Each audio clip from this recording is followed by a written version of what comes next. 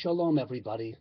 Rabbi Edelstein here. You know, I was going to do Rabbi Ian 3 last night, but I didn't have time because my wife's in Israel. It's great, but so I'm taking care of the family and running to get dinner, and the whole week has just been, nothing went right. Ugh, it's so crazy. Ugh, oh boy, yeah. Hey, what am I doing? What was I doing just now? Me, Rabbi Edelstein, of Rabbi Ian 3, of More DC. What was I doing?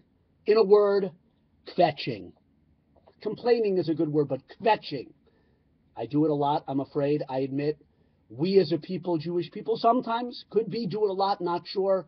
Whatever it is, it's not just, a not nice thing. It's really toxic. It's really bad. It's a transgression. It's a hate. Kvetching is a hate. It might be one of the worst ones in the book.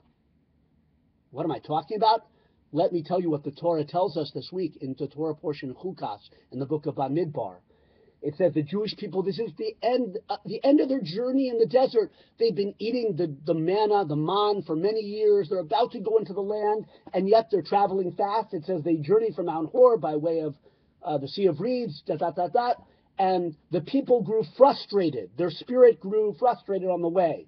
The people spoke against God and against Moshe. Why did you bring us up from Egypt to die in this wilderness? For there's no food and no water, and our soul is disgusted with this insubstantial food.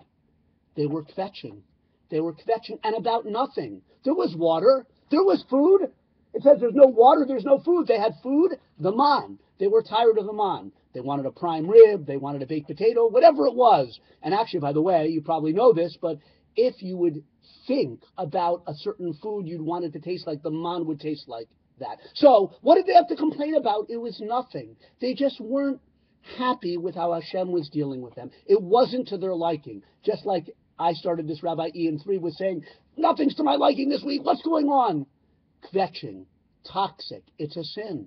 And what happens to them? Now that generation was held to a very high level. That God judged them very strongly because they were on a higher level than us. It says fiery serpents came and bit them, and a large multitude died.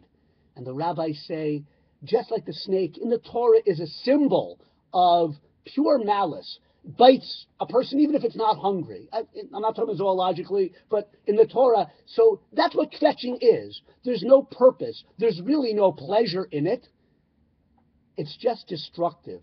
And it eats away. It's a poison that eats away at our relationship with Hashem. And so measure for measure, some of the people were struck by poisonous snakes, which, by the way, some of the commentaries say were always there in the desert, but Hashem had been protecting them until then. So here they were complaining, you brought us out to die in the desert? What do you mean die in the desert? The Jewish people are being taken care of by Hashem with clouds of glory, with glory, food and water. But their complaint, oh, you want to see what it's like to die in the desert? A harsh punishment, I know, but the point for us is, it was right for that generation, for us to realize complaining, kvetching is toxic. A Jewish person, a person is supposed to be besimcha in this world, happy with how Hashem deals with us. Even when there are obstacles and struggles, they're sent to us by Hashem to deal with, to grow from. Kvetching, it's bad. It's not just it's really bad, so don't do it. Have a great Shabbos. And be happy. Hasameach bechelko. We have a lot of great things, every one of us, to live for and to achieve in this world every day, even when things are not going so well, and it's always going pretty well.